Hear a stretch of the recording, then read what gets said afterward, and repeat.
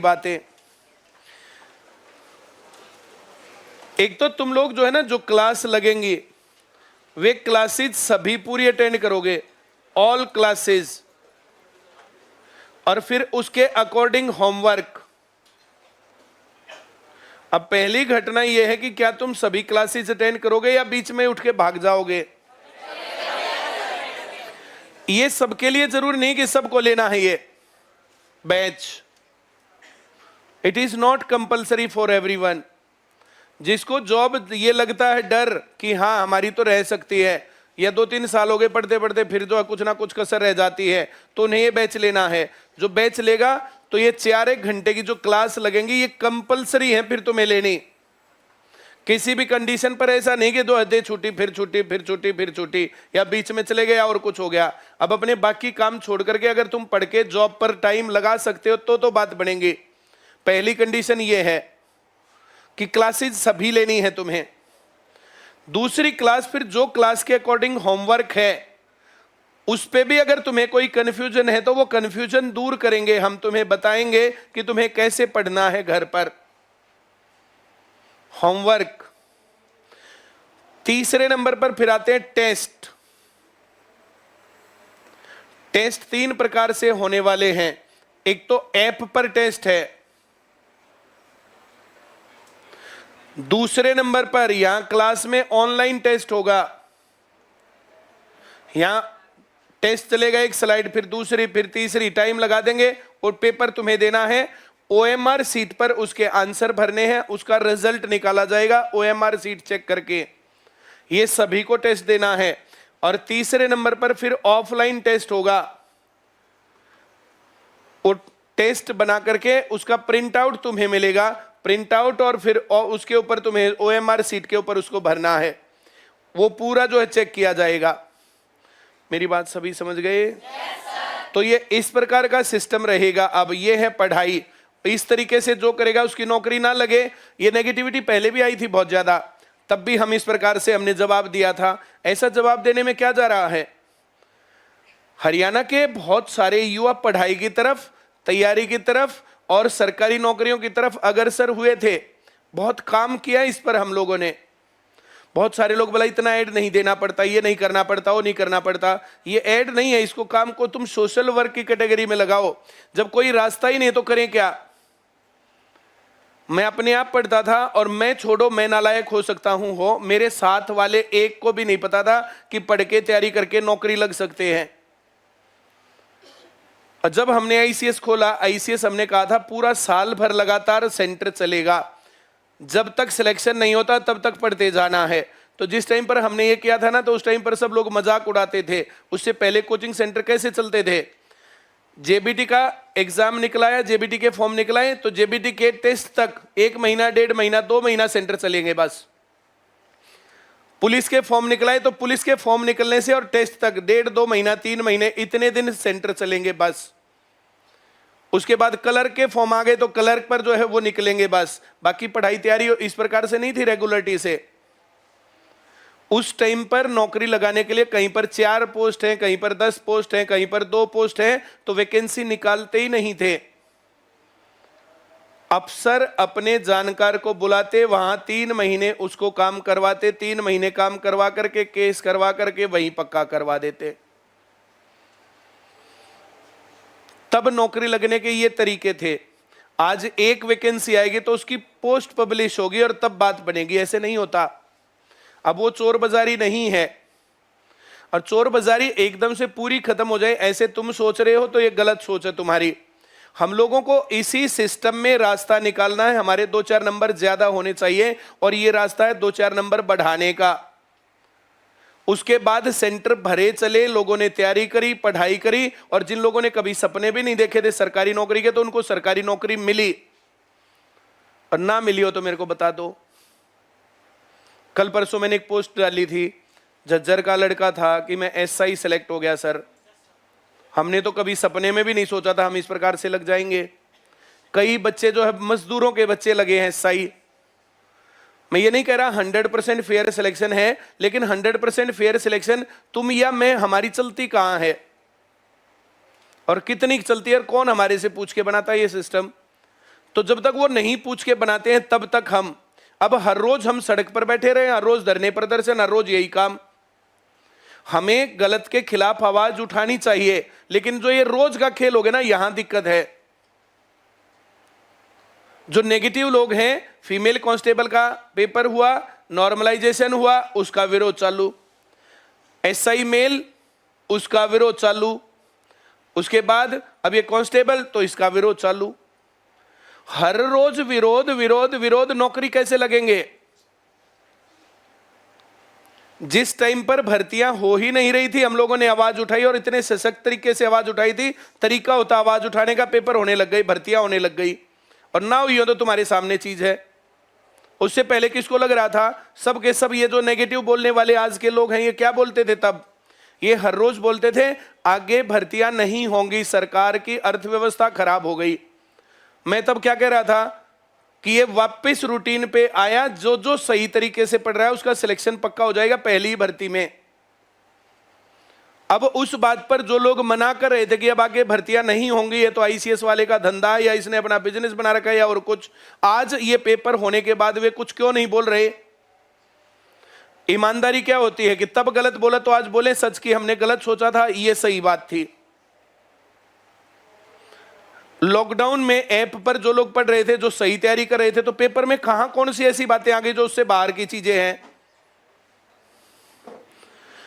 कुछ पोर्शन पढ़ाई में से होता है, कुछ बिना पढ़ाई में से होता है, आगे भी ऐसा ही होगा और कंपटीशन भी यही होता है। ये 10वीं क्लास थोड़ी ही है कि एक जो पहले चैप्टर में से सवाल आ गया, एक दूसरे में से, एक तीसरे में से, एक चौथे में से, और सारों ने जिन्होंने वो किताब रट रखी उनके नंबर पूरे।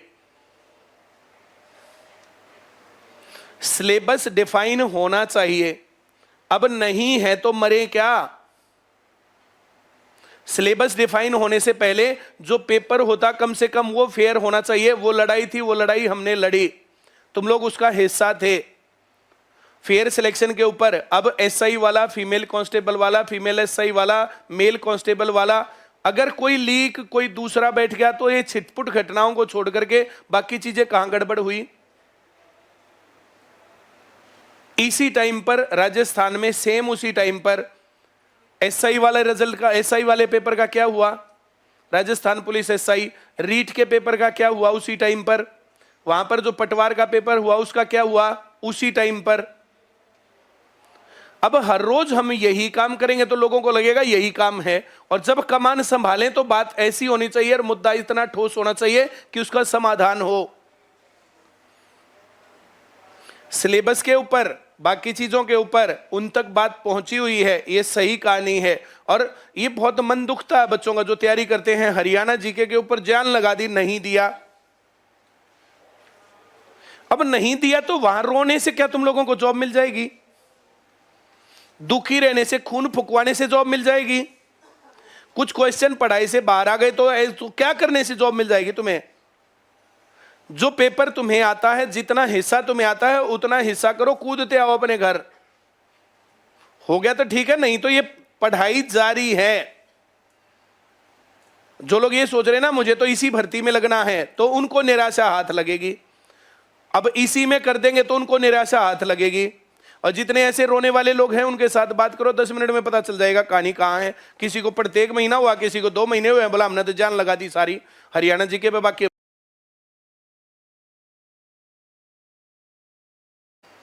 जो मैं कह रहा हूं समझ में आ रहा है? ऐसा नहीं है हम आगे नहीं लड़ेंगे, आगे आवाज नहीं उठाएंगे, पर इसे जो ये इस टाइम पर जो गंद मचा हुआ, इस टाइम पर तो कुछ भी बोलना कहानी गलत है। नहीं बोलेंगे हम, चाहे जो जितना रोता रहे, हम नहीं बोलेंगे। बहुत सारे लोग बोला आईसीएस का बाइकआउट करेंगे, 14 बार कर दो। किसके घर गया था मैं बुलाने? बोले बच्चों के पैसे खा गया। बच्चों के पैसे खा करके तुम्हारे सामने नहीं खड़ा, ये कमेंट्स आते हैं उसके ऊपर, फेसबुक के ऊपर। पैसे खा करके मैं भाग गया ना, शक्ल नहीं दिखा रहा, तब दिक्कत है। किस बात के ऊपर मैं डिस्कस करने को तैयार नहीं हूं बताओ? ऐसे ही पेपर आएंगे, ऐसे ही तैयारी करनी है, ऐसे ही पढ़ाई करनी है। जो लोग रेगुलरिटी से क्लास ले लेंगे, रेगुलरिटी से जैसे बताएं वैसे होमवर्क कर लेंगे और ये टेस्ट देंगे, सिलेक्शन ना हो तो मुझे बता देना।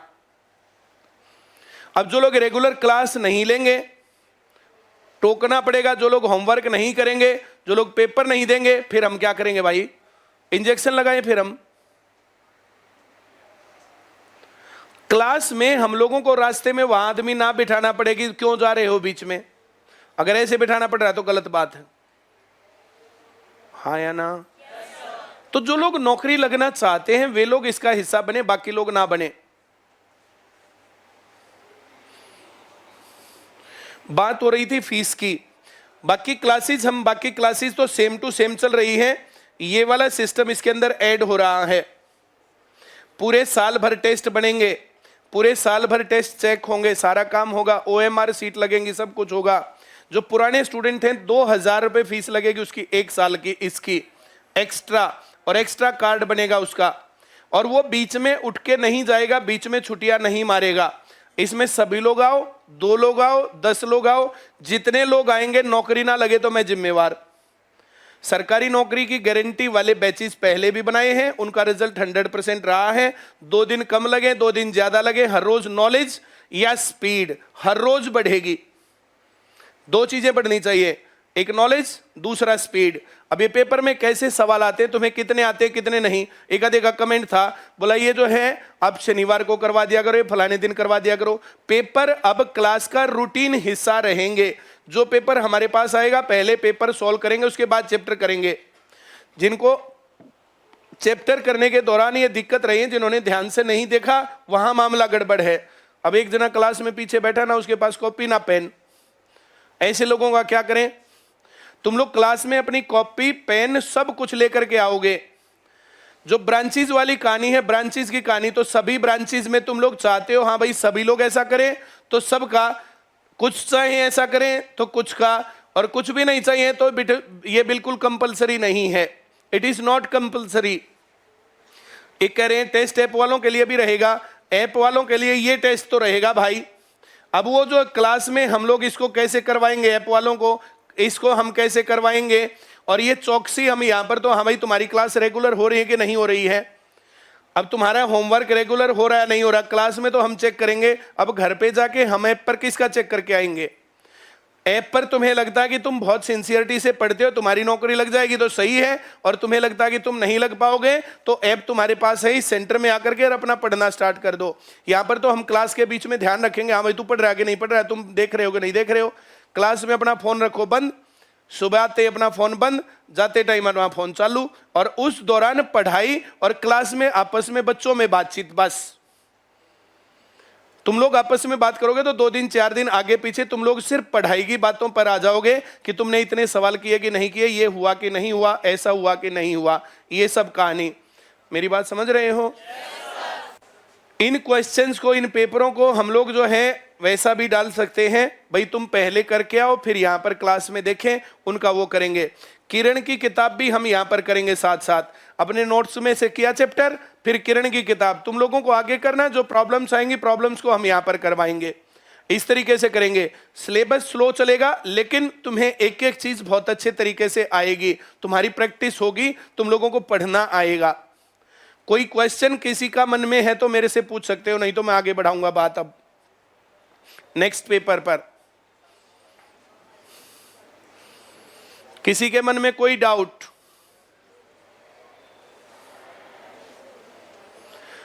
ये 2-3-4 दिन की स्कीम रहेगी, बस 2000 रुपए की। अब नए स्टूडेंट्स जो एडमिशन ले रहे हो 12,000 रुपए फीस रहेगी, उसकी 10,000 थी, ये 2,000 रुपए इस नाम के है। ये 2-4 दिन के बाद फिर 15,000 रुपए फीस रहेगी उसकी, और ये कोई बाद में बढ़ना चाहेगा तो ये 5,000 रुपए फीस रहेगी उसकी बाद में। ये 15,000 भी महीना 20 दिन रखेंगे, फिर उसके बाद 20,000 रुपए फीस रखेंगे। सरकारी नौकरी, वरना पैसे वापस। किसी के मन में कोई डाउट हो तो बताओ। ये 6,000 रुपए देकर के ना पढ़ने वाले, यहाँ पर जो जूम भरा रहता है, सिर्फ पढ़ने वाले आएंगे, तैयारी करने वाले लोग आएंगे, अपना नौकरी लगेंगे पढ़ के। कोई क्वेश्चन किसी के मन में हो तो बोलो, नहीं तो मैं पेपर पर पहुंच रहा हूं।